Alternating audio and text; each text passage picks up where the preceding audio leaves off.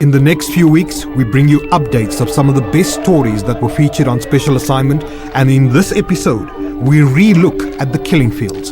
In the previous episode, we reported that there were approximately 46 people assassinated at Cleveland's Hostel in Umlazi. Since then, this number has increased dramatically and now is reported to be close to 65 over the past year. While the police are baffled by the calculated nature of the killings, the residents that live here believe that there is a hit list being executed by a gang of hitmen that have made Cleveland's Hostel a killing field. Azothena kukhona umuntu emanemfonela emSABC ethena uzombulala. Bese ndiyabuza mina ukubulalela na athi hayi akachongo uthe nje nandisafuna ukuphilela ifamily yami. Ngisathukile ngoba uma ndibona umuntu engamaziyo endilandela kuye kunyanzeleke ukuba ndime edlule ngoba ndazi noba kuseyibona laba abantu ababesifikele ethi ngoba busuku. We've noticed a big insurgence of hitmen at Cleveland. It's definitely becoming a crime center. And these, as I said, these are definitely politically motivated assassinations. Special Assignment investigates the ongoing violence at Cleveland's Hostel in KwaZulu-Natal that has become notorious for calculated killings that so far seem to have been done with impunity.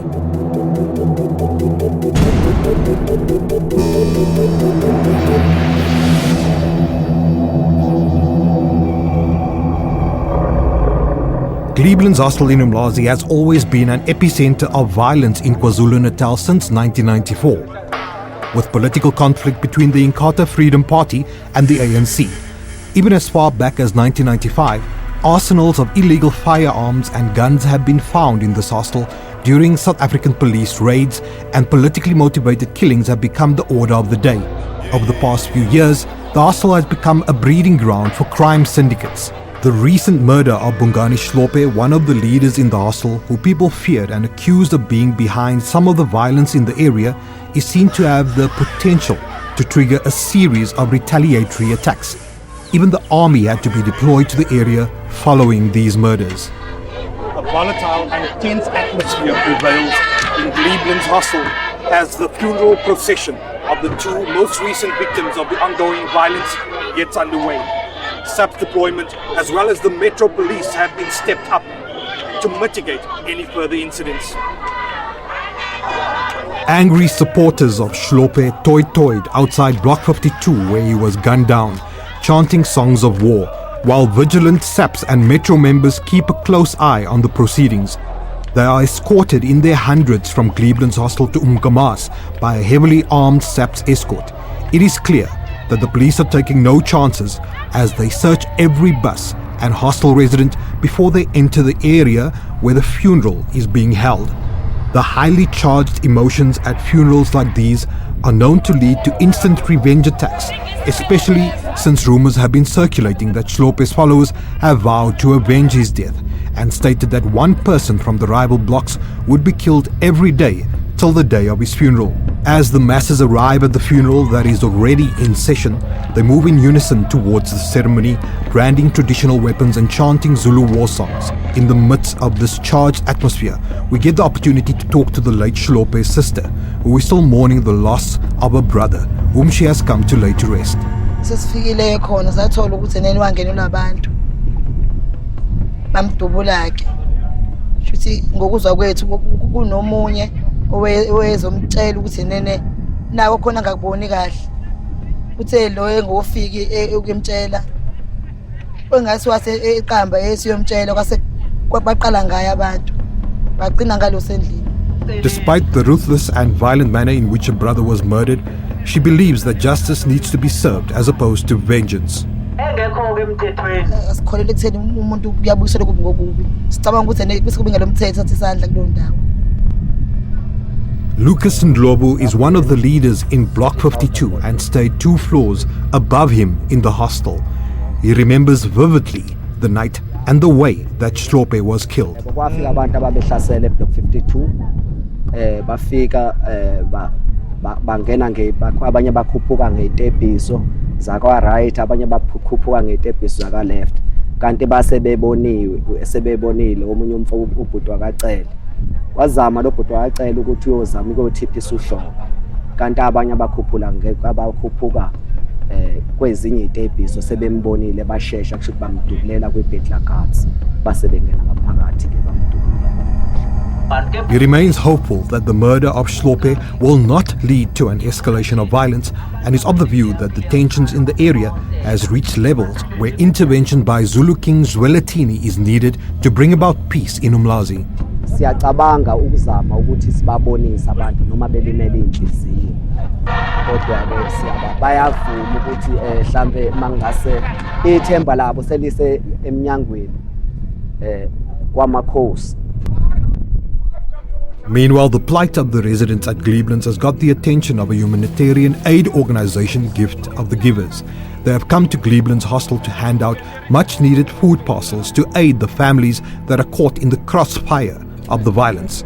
There is currently an 80% unemployment rate at Cleveland's hostel, and the current violence has made it even harder for the residents to find employment because of the fear of going into certain no-go areas in Umlazi. Historically, the rivalry has predominantly been between residents in Block R and Block 52, and the people who live in these blocks live in constant fear of being attacked or killed by rival factions. We meet one such widow who knows firsthand the price of living in Cleveland's hostel. As she receives a food parcel from the aid organization, she is grateful because every day she is fighting to survive.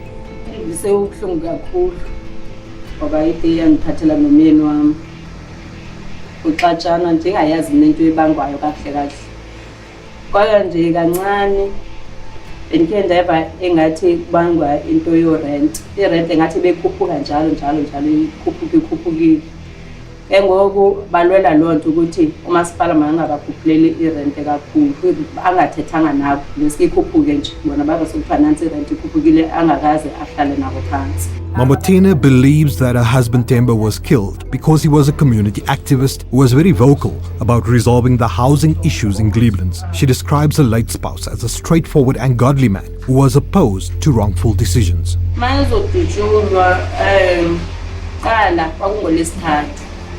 Efika evela emsebenzini azothena kukhona umuntu emane emfonela emSABC ethena uzombulala bese ndiyabuza mina ukubulalela na athi hayi akachongo uthe nje nandisafuna ukuphilela ifamily yami ngabe ndithi mina ewe ndiyafuna wathena ke ngizokubulala wena igazi lakho lu 100,000.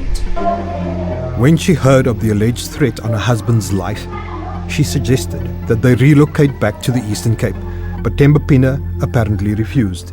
A few days later, he was shot and killed.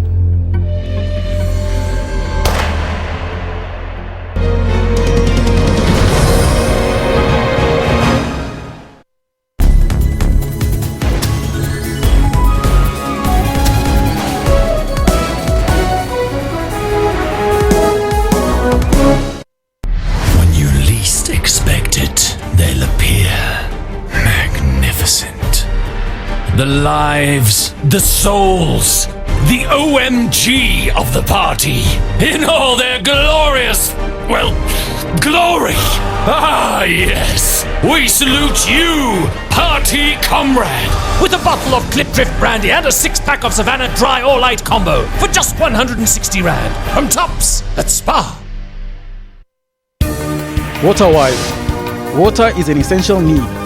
The scarcity of it could lead to loss of many lives, including livestock, plants, and much more. It requires us to use it sparingly and responsibly in times of need, failing which our taps and sanitation will not function. For more on water and weather issues, stay tuned to News Today, every Friday at 4:45 Central African Time. SABC News, making you water-wise.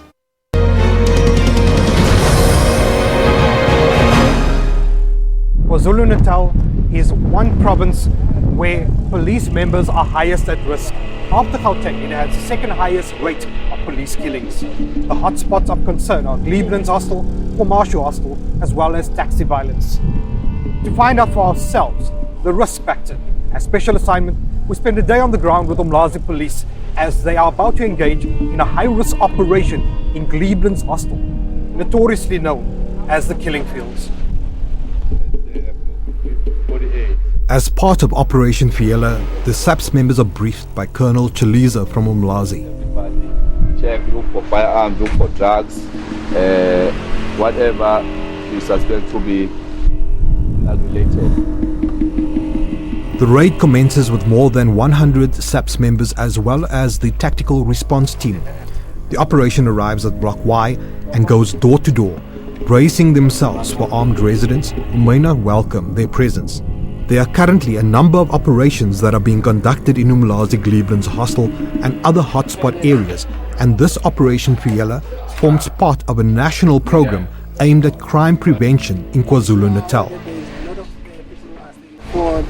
For this area alone, we have deployed a number of police officers that are 24 hours working in this area doing patrols, and they are also monitoring the situation. As you will see that there is also a temporary police station or a VOC that is based in this area as well, so that we can assist and do crime prevention in this area.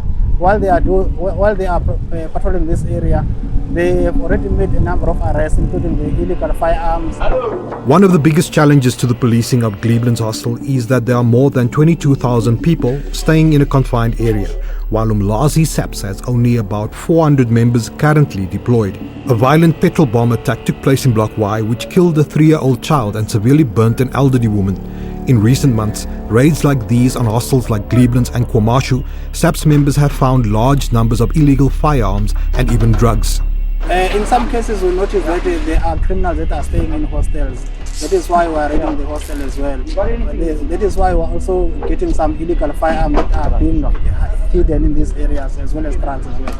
And we find that people are coming from all over KZN and stay in these hostels. The raid then moves, and despite searching all the residents, the SAPS members don't find any illegal firearms.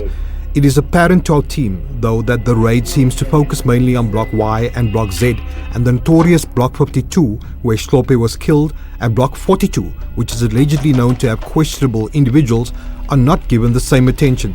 Vanessa Burger is an independent researcher and human rights activist that has been studying the patterns of violence at Livelihoods Hostel for the past 5 years. We've noticed a big insurgence of hitmen at Livelihoods. It's definitely becoming a crime center. And these, as I said, these are definitely politically motivated assassinations. There's no other word for it. The similarity with all the victims, give or take one or two, all of them have either been former block chairmen or committee members or associated in one way or another with the block committee structures, who were instrumental in mobilizing the community in 2013.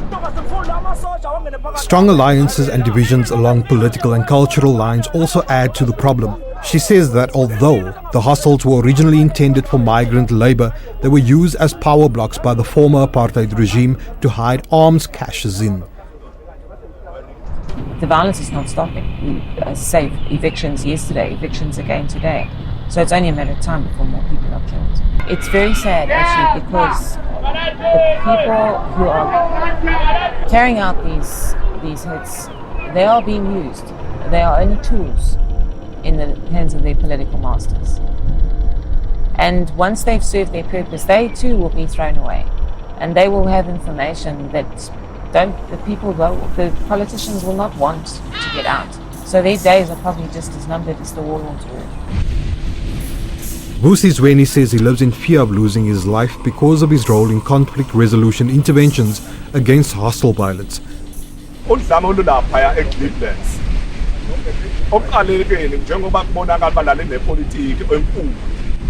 But okwenzeka emveni kwaloko kwaba ukuthi kudilizwe amakomiti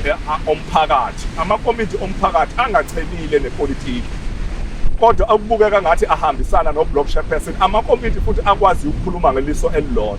Ziningi ke izinto ezenzeka emveni kwaloko.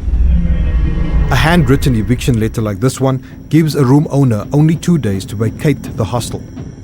Okokuqala ukuthi once kube khona itafula elikhona exazulayo, alinokwazi itafula lokuxoxa ukuthi lizovimba ingalo yomthetho. Nomthetho kuzofuneka udlala indawo yayo la kunobugebengu khona. Uma uzokhipha umuntu ufaka omunye, lo muntu osendlini ufakwe ngubani? then that means nangu lo muntu okhipha abantu, therefore makalandele. Uma ngaba umasipala ngenza lonto so that kutholakala ukuthi wena kuze kutholakala ukuthi ubani ngoba kukhulunywa ngemali enkulu ezilapha eGiblet engakaze kuyiphathe. Violent evictions of residents in Cleveland happen monthly and are allegedly executed by people within the hostel. This woman, who cannot be shown for fear of victimization, was allegedly forcibly evicted from a hostel in Block 42 and her life threatened if she did not move out of her apartment.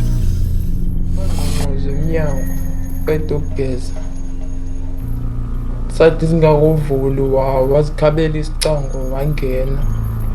Abanye abafana bema ngaphandle kwangena umfana oyi-1 owayemnyama.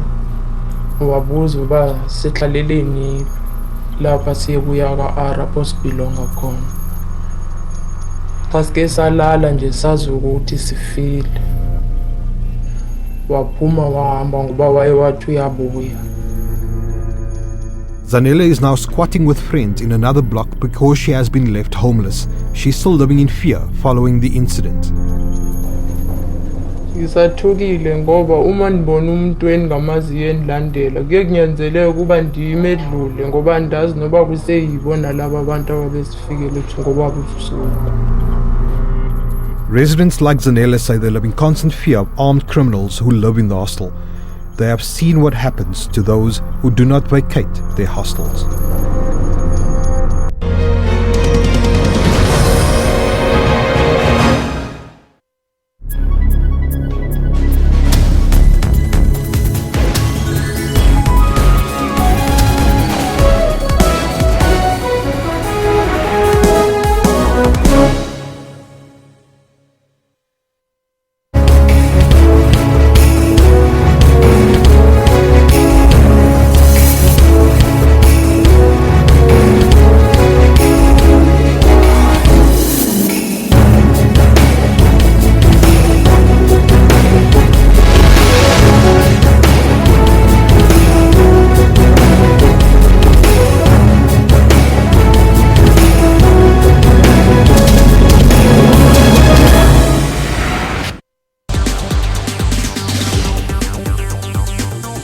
Whether you're looking for a restaurant, public transport or a university, a lot of us use our smartphone apps to find the closest one. On Network, we chat with those who play a role in Africa's tech space. We have taken financial services closer to the people. Yeah, mobile penetration is pretty high. Apple take 30%, keep 70%. On Network, we give you Africa's social media and technology news. That's Network with Ms. Phumelele Zondi every Sunday at 7:30 p.m. Central African Time.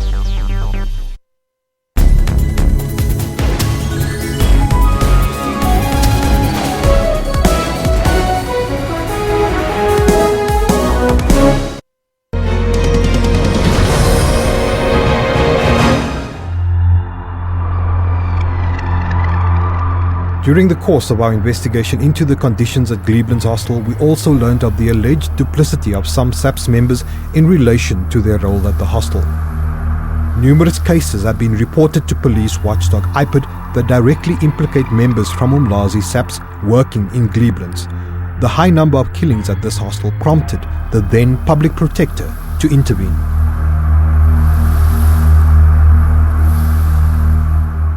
We move forward with the understanding that we will have law enforcement taking place and no fear, no favor, and where there's alleged police failure to act, action will take place. The Public Protector's report stated that the South African Police Service as well as the Department of Social Development had failed to deliver on their mandates. The report did, however, prompt action from the Premier William Kunu and his government to facilitate the setting up of a much-needed peace committee, which for the first time in history brought together the rival factions.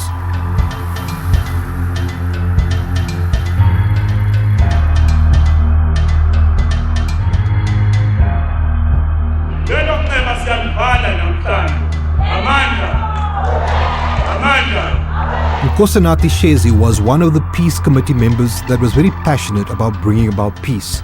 A few weeks ago, however, on his way back from court at Umlazi, he was ambushed by a group of unknown gunmen. They were heavily armed with assault rifles and handguns and Nkosinathi Shezi was shot several times in broad daylight a few meters from the Umlazi SAP station.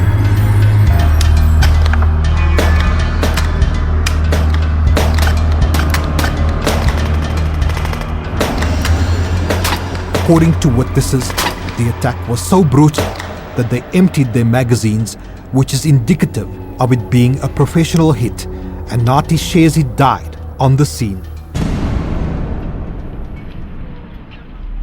This shooting outside of the Umlazi court is not the first, and Special Assignment visited the court on the day another peace committee member was due to appear. This man had allegedly also received several death threats, and the thugs told him that they would get him at court. He was accompanied by several of his close associates from the hostel and other members of the peace committee that were concerned for his safety. And despite the reported death threats, police protection as well as security at the court was severely lacking.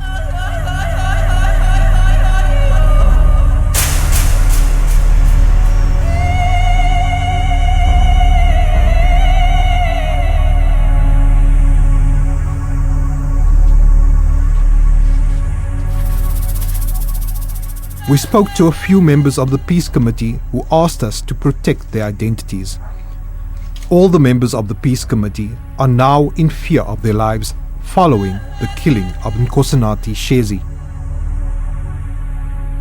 Okungamanje-ke kwenzekile nonathi uNkosinathi Shezi naye omunye besinaye ingxoxweni ze-peace committee obese kutholile ukuthi umuntu ongasabulawe naye, kodwa uphinde washona futhi eshonela khona ephuma enkantolo nje eqhele kancane nenkantolo kodwa iphuma khona kodwa abhekana nesimo sokuthi abulawe khona. Abantu abahamba inkantolo abangaphansi kwe-peace committee banenkinga yokuthi-ke nabo bayabona ukuthi bayasatshiswa ngendlela yokuthi kufanele babulawe ngenxa yokuthi kunegroup yabantu abangayifuni i-peace committee ukuthi bekhona njengoba bese beqalile beyibulala. So nalaba abahamba inkantolo basovalweni ukuthi impilo zabo ayisaphephile ngaphansi kwalo bugebengu obuqhubeka ngaphakathi eGiblelands. This member believes, however, that the Public Protector's report has done a lot to bring attention to the plight of the residents as well as the problems that they experience with regards to the current levels of security at the hostel and the safety concerns within this community. If I can remember, Public Protector came there on the 21st of December. Since then, the violence came down, although there were people who died after that, but not like as it was happening before the Public Protector came. So I think Public Protector is unfortunately for us because she left now. She left the office and we don't know whether her recommendations will be entertained by the current Public Protector. The delicate balance of peace at Cleveland's now hangs in the balance, according to these members of the Peace Committee. All the police that brought there in Cleveland, they are corrupt. They are collecting money from the suspects in order to destroy the evidence. So I don't think the police can make a difference unless they can bring another unit. But most of the unit came in Cleveland. But the police, more especially in Umlazi, I don't want to lie, there is nothing they can do because they are colluded with the thugs. Vanessa Burger says that several reports have been submitted to the IPID and the South African Police Service that directly implicate a certain police member that is still on active duty at Durban Central. It is alleged that this police member is colluding with hitmen at Cleveland's.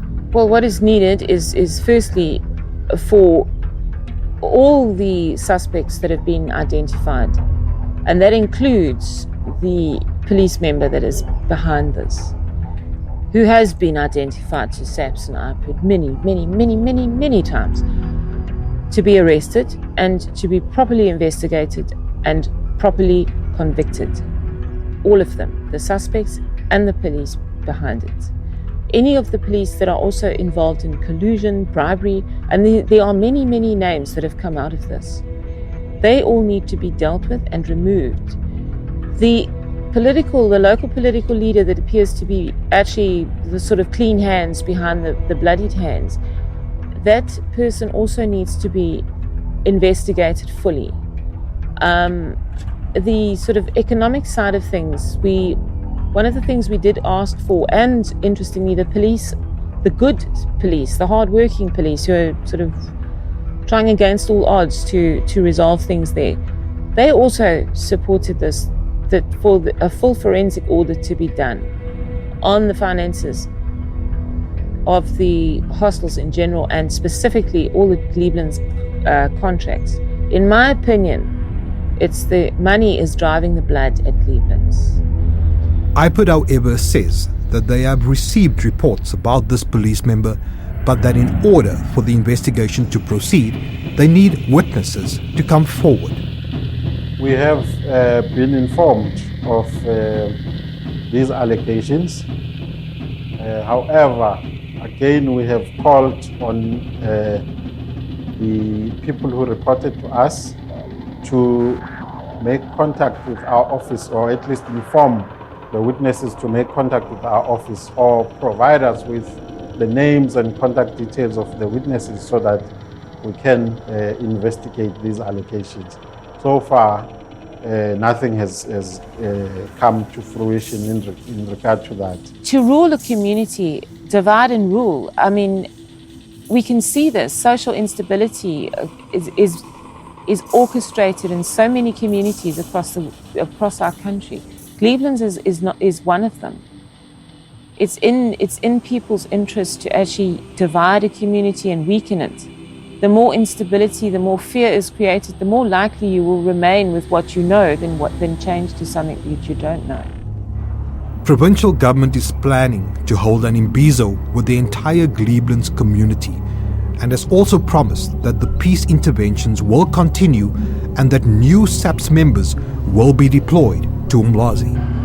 A provincial SABC task team has also been set up to investigate the allegations of SABC collusion with criminals. Meanwhile, victims of this ongoing violence like Mamotina are hoping for justice to prevail.